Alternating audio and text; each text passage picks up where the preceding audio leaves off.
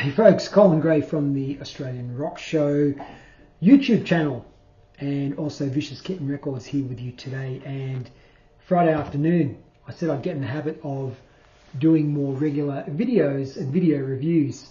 So if I could try to do that weekly, that's the idea. So let's start with today. We'll see if we can make it next week as well. So today we're going to look at a book that was released, Japan only book release that was released a couple of years ago that far too few people know about, and it's a book on Johnny Thunders. It's pretty much the complete book, the most comprehensive book on Johnny Thunders, other than Nina Antonia's book that came out 1987 and had been released 2 or 3 times after that, republished after that, called In Cold Blood.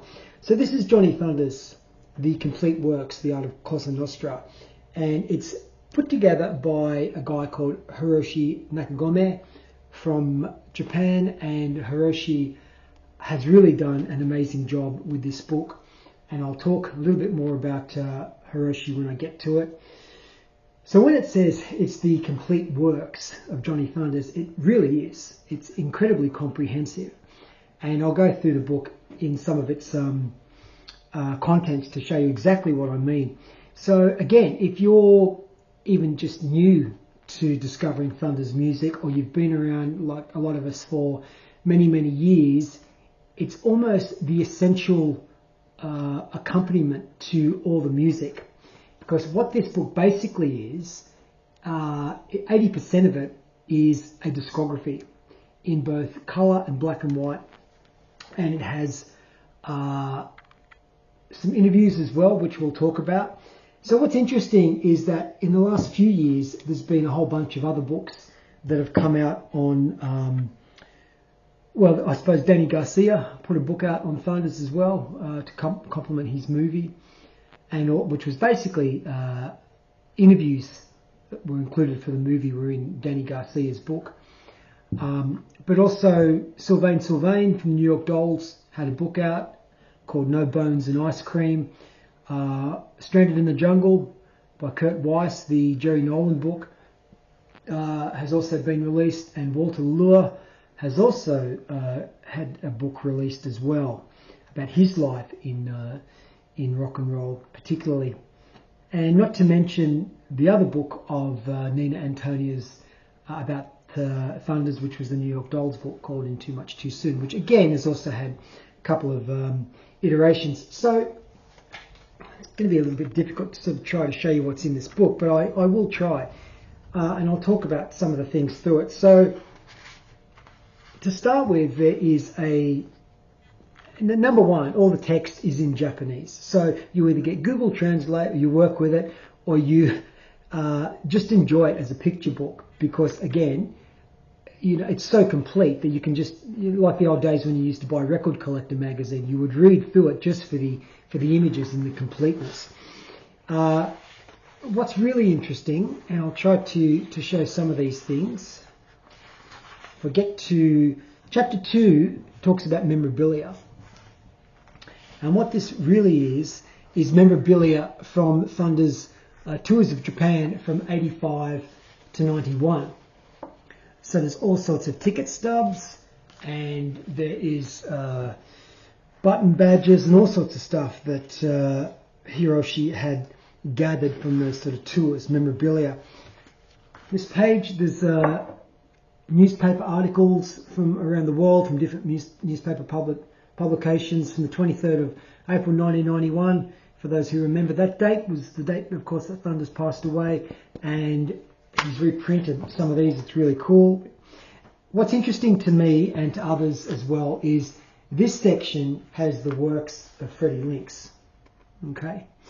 Now, for those who remember, and even if you don't, Freddy Lyns, French guy who was Thunder's roadie for a little bit, 1983, and he also had his own bands in the 1980s, Paris-based bands called the Jet Boys, and also had a whole solo career after that.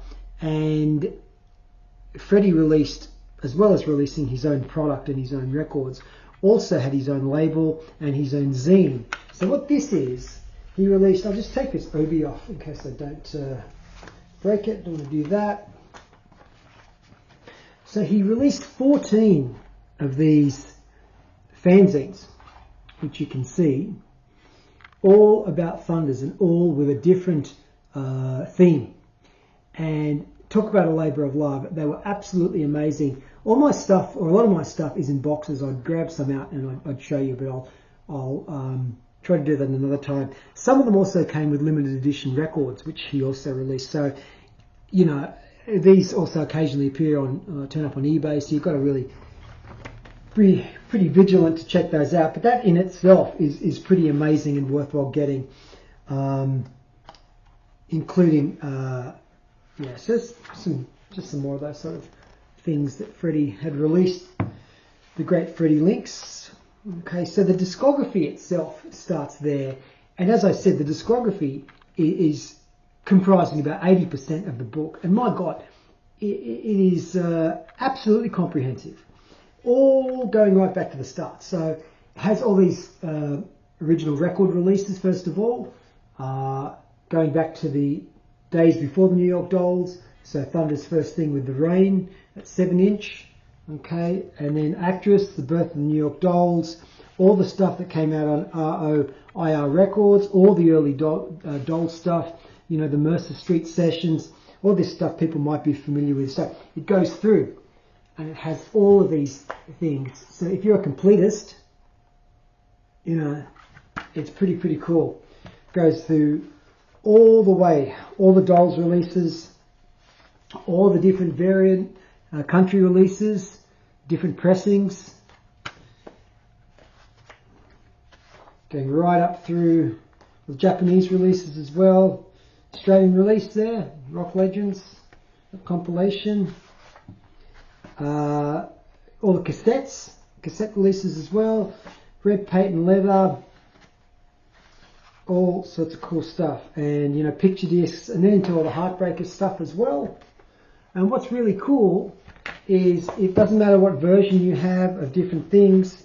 You know, it doesn't matter whether you've got, you know, the original sort of LAMF on Track Records, the first version, or, you know, you've got the later stuff that came out on Jungle and all the reissues after that, different versions. Everything is really captured in this book. All the record labels, you know, all the labels themselves, all the nuances, all the details. So if you're a devotee, as a lot of us are, you know, this is really, as I said, you know, a compliment to the music. And if you're a completist, yeah, it's pretty cool. So again, it goes through all these releases, right? All the different versions on real records of, you know, the stuff that came out, the solo stuff. You know, all like 12 inches and stuff, all your different colours, all captured. It was on pink, 78. Again, all that stuff is captured here, right? And including all the recent reissues and all the recent editions, right? Including that great album that came out, there's a couple of Freddy Lyns' releases there, actually. The Pirate Love album came out, I think, in 99, maybe. Yeah, Gang War stuff. Yeah, as I said, it is really comprehensive. And then on to a lot of the solo material as well, right? And then what's really cool is there's a whole separate section on CDs, including a lot of the Japanese releases. Okay.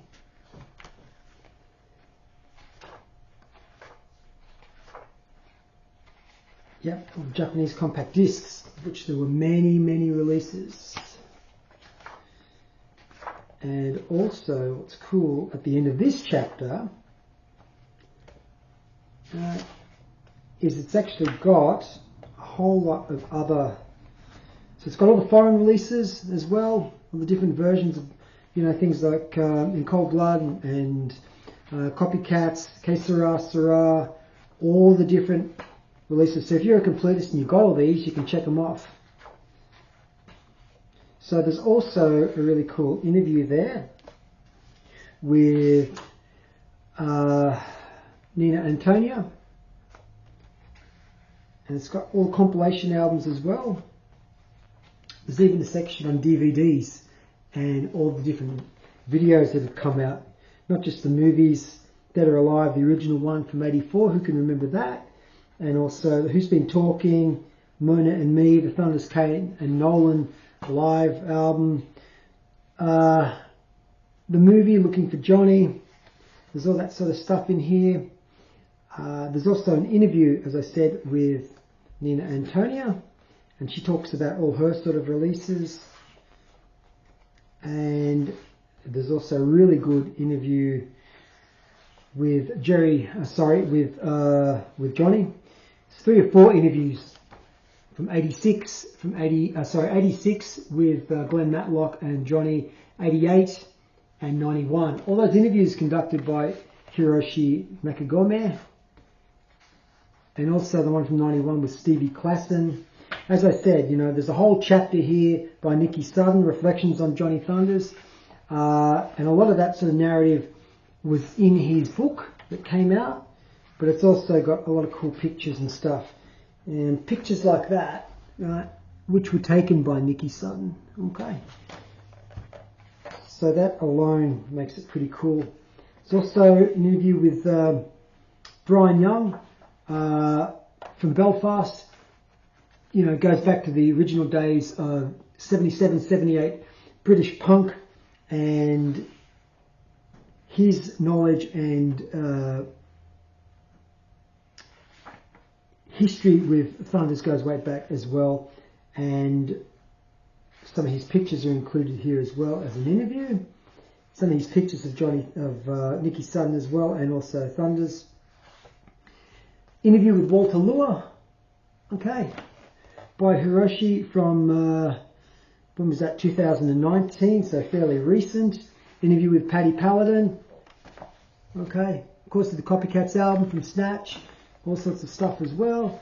Again, that's from 88 by Hiroshi. Again, the interview with Nina Antonia. So again, this is really stacked with so much cool information. Interview that Hiroshi did with Tony James from Generation X, Siga Siga Sputnik, another interview with Glenn Matlock, Peter Parrott from The Only Ones, all sorts of really, really cool stuff.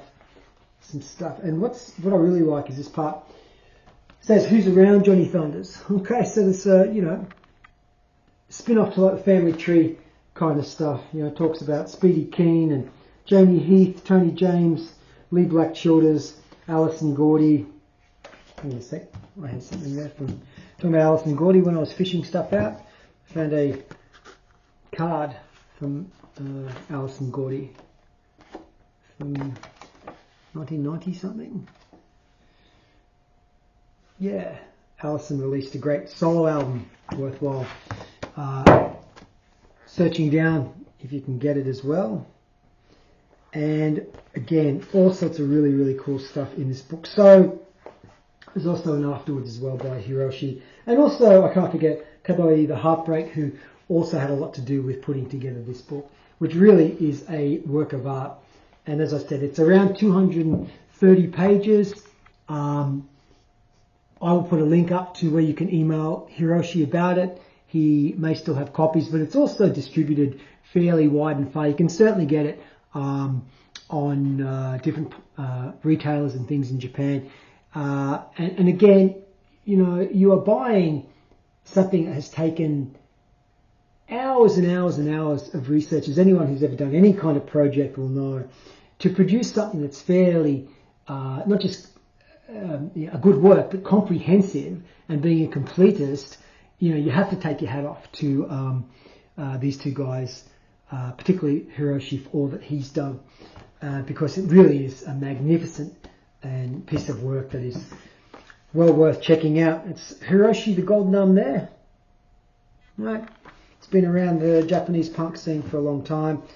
Played in a band called The Remains, heavily influenced by Thunders and the Dolls and the Stooges, Dead Boys, all that kind of stuff, and had his own band, Hiroshi the Golden Arms, and also now plays out in a band called The Golden Rat with Mr. Rat Boy.